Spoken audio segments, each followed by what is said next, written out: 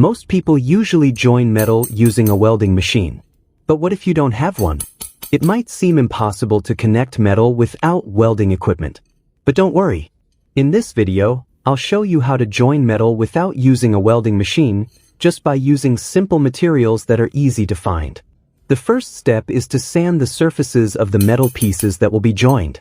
This process helps create a slightly rough texture, allowing for better adhesion and a much stronger final bond.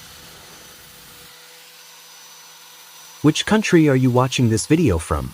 Let me know in the comments. It's amazing to see how we can connect with each other from all around the world. Your support truly means a lot to this channel.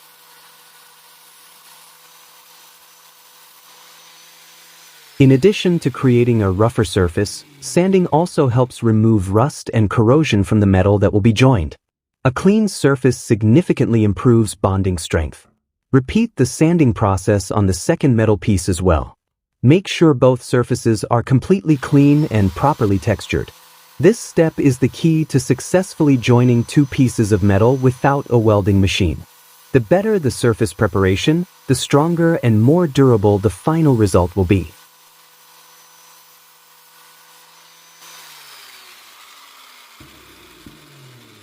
I only sanded half of each metal bar. The sanded sections are the parts that will be joined together.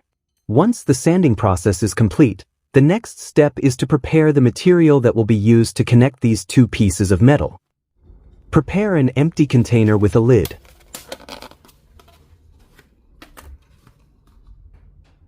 Next, get some cement. I'm using Portland cement because it's easy to find at local hardware stores. Then, prepare one more ingredient that you can easily find in your kitchen: baking soda powder. With these two simple ingredients, I'm going to create a mixture that might surprise you. It's a combination that not many people know about, yet it can be incredibly useful, especially if you enjoy fixing things at home, including joining metal for small DIY projects. And the process is very simple. Use the empty container you prepared earlier, then add baking soda and cement in a 1-to-1 ratio. Then, mix the two materials thoroughly until they are completely blended. As you stir, you may notice that the baking soda seems to disappear as the mixture turns gray and blends with the cement. But this is not magic. What actually happens is that the lighter baking soda particles become evenly distributed and visually absorbed among the darker cement particles, making the mixture appear uniform. Proper mixing is crucial, as it directly affects the consistency and final strength of the compound. Make sure there are no clumps and that the powders are fully combined before moving on to the next step. Once the two materials are completely blended and fully combined, it's time to put them to use.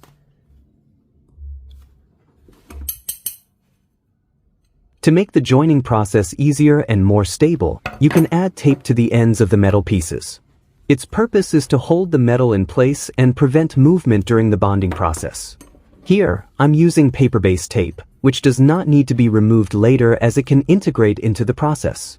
This is different from plastic-based tape, which would need to be removed afterward. For that reason, I recommend using paper tape to make the process more practical and efficient. Once everything is properly aligned, we can move on to the joining stage. For the base, I'm using a steel plate and adding a layer of plastic on top. This helps prevent the powder from spilling and keeps the workspace clean and controlled. After the setup is ready, carefully sprinkle the mixture into the gap between the two metal pieces.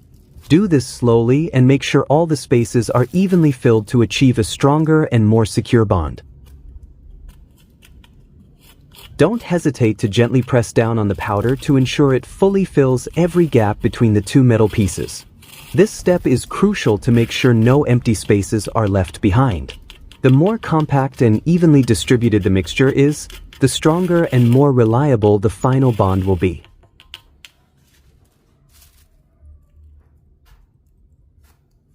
Once all the gaps are filled with the powder, it's time to add the key ingredient that will complete this bonding process: super glue. Slowly pour the super glue over the powder that has been placed between the two metal pieces.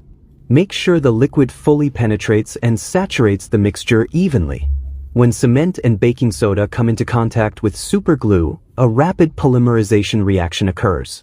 Baking soda acts as an accelerator, significantly speeding up the curing process of the glue, while the cement adds structure and bulk to the bond. This reaction generates heat and causes the mixture to harden within seconds, forming a solid and rigid layer between the two metal surfaces. Repeat the same process on the opposite side. Sprinkle the powder into the gap between the metal pieces until it is evenly filled, then slowly apply the super glue directly over the powder. Make sure the liquid fully penetrates the mixture so the reaction can occur properly. Keep in mind, this process happens very quickly. As soon as the super glue comes into contact with the powder, it hardens almost instantly and locks the metal in place. That's why you must ensure the pieces are correctly aligned before applying the glue.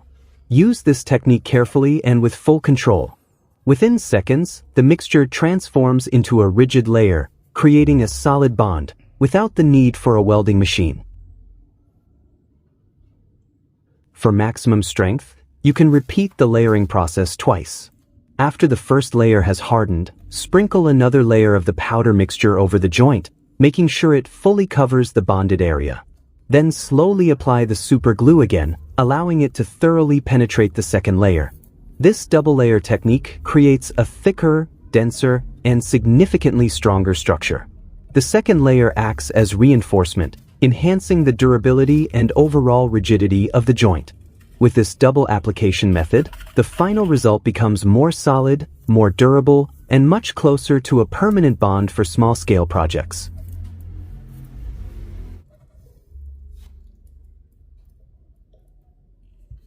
Once the bonding process is complete and the joint has fully hardened, you can remove any excess powder that was not bonded with the glue. For a cleaner and more refined finish, gently sand the surface of the joint. This step helps smooth out any uneven areas and gives the final result a more polished and professional appearance. With this simple finishing touch, the joint will look cleaner, stronger, and more visually appealing.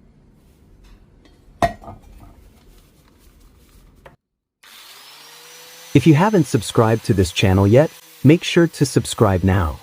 Join our community because we'll continue sharing many more creative and useful ideas with you.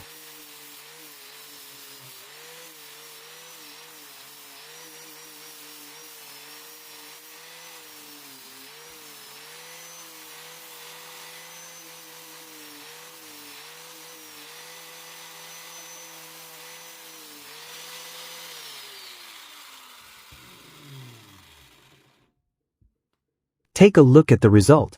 It now looks much cleaner and more refined than before. The joint appears solid, compact, and well bonded. And now, it's time for the most anticipated part, testing the strength of this metal joint without using a welding machine. Now, I'm going to try bending this metal. Let's see whether this joint can truly withstand the pressure, or if it will fail. Pay close attention to the bonded area.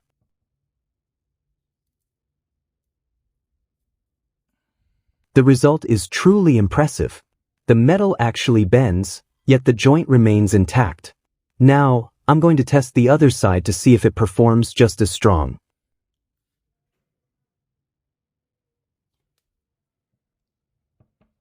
The result is truly impressive. The metal bends, which clearly shows how strong the joint really is. As you can see, there are no cracks at all in the bonded area. The structure remains solid and intact without any visible damage. This proves that this simple method can create a strong and reliable joint for small-scale projects. It's truly an amazing technique.